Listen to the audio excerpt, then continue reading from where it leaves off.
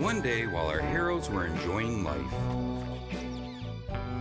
Dr. Fetus attacked them! And kidnapped Nugget!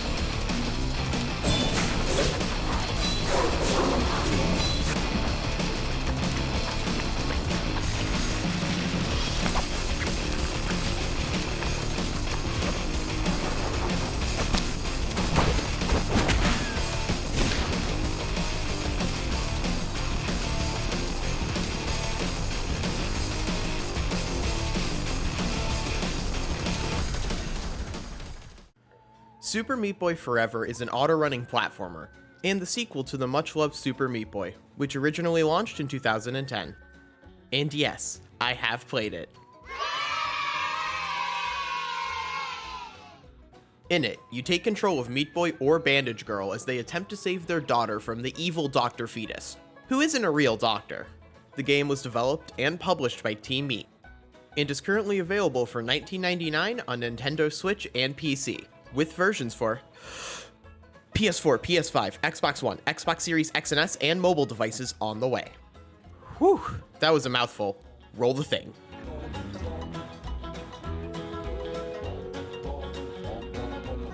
The story begins with Meat Boy and Bandage Girl enjoying a peaceful picnic with their daughter Nugget, for about 5 seconds before Dr. Fetus beats them with a shovel and kidnaps Nugget. After waking up again, the pair immediately set out to save their daughter and put a stop to whatever evil things Dr. Fetus has planned. Overall, the story is hilarious, with great jokes and gags during nearly every story beat. It also feels genuinely heartfelt, and it even gets surprisingly dark at times.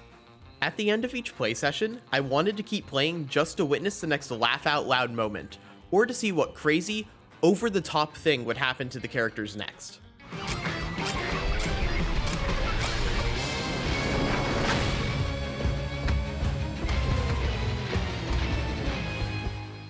The plot is told through beautifully animated cutscenes at the beginning and end of every chapter. Some of them are quite long as well, and they definitely helped me calm down after raging at the game's tough-as-nails bosses. They're just a great time to watch, and I love that you can rewatch them at any time from the main menu. Even outside the cutscenes, the game is packed full of charm, with great animations during gameplay. Hell, even the pause menu has cute and funny animations between Nugget and Dr. Fetus.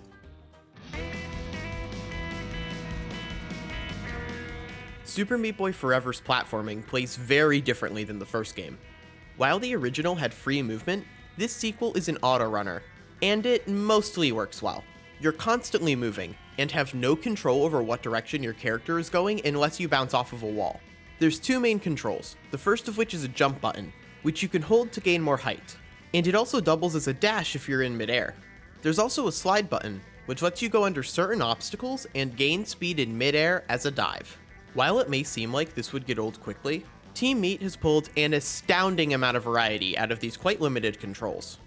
Basically every single level introduces a new obstacle or mechanic to keep things interesting, right up until the end of the game. There's switches you need to hit, enemies you need to punch, and classic spinny death wheels you need to dodge. Some of the levels flow very well once you get used to them, and it's very satisfying to finish an entire section in one go. And this brings me to the other major difference from the original. In the first game, you had to start a level over when you died, but Super Meat Boy Forever's levels have multiple checkpoints in them. Thankfully, while this is a little more forgiving, it doesn't remove much of the challenge, as each section in a level is challenging and will likely take several attempts to get through.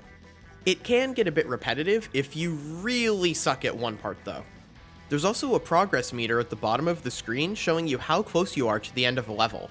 And if you want to make things harder for yourself, the levels also contain an optional pacifier collectible, which usually requires some precisely timed jumps to get. These unlock extra playable characters if you collect enough of them, something I clearly wasn't able to do. After you beat enough levels in a chapter, the boss fight will unlock.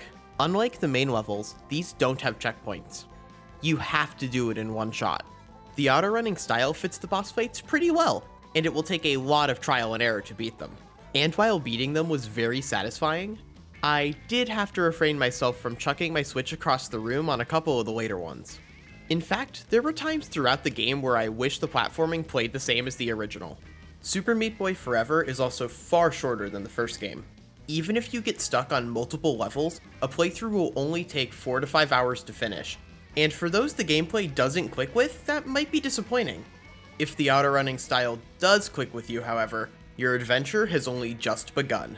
This game is designed to be played multiple times. The levels are randomly generated, and it'll probably take a few playthroughs before you start to see repeated sections. Then there's the Dark Worlds, which make their return from the first game. To unlock a Dark World level, you have to beat a certain time on its Light World equivalent, making it a decent challenge to even unlock these things. The twists these put on the original levels are great, and oh so evil. Sometimes they simply add more things to be exploded into a fine red paste on, and other times they take the dark element of their name very seriously.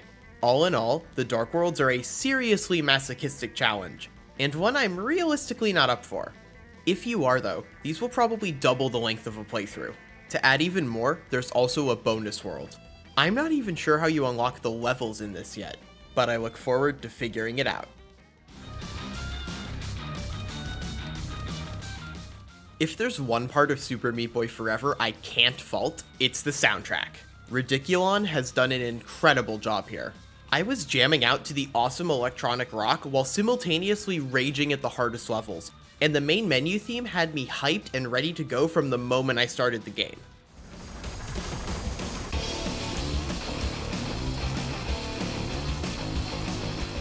It's just a joy to listen to, and I'd have several of the themes stuck in my head hours after I was done playing. It's available online for pretty cheap, and it's definitely worth it if you're looking for some new tracks to rock out to.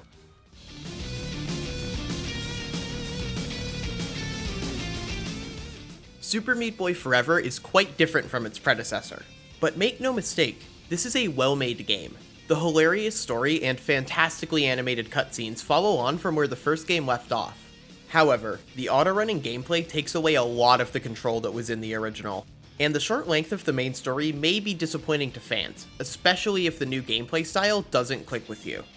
However, if it does click, there's a lot to love here, and the fantastic replayability is enough to keep you playing for dozens of hours. If you're looking for a platforming game to just have a slight obsession problem with, Super Meat Boy Forever just might be the game for you.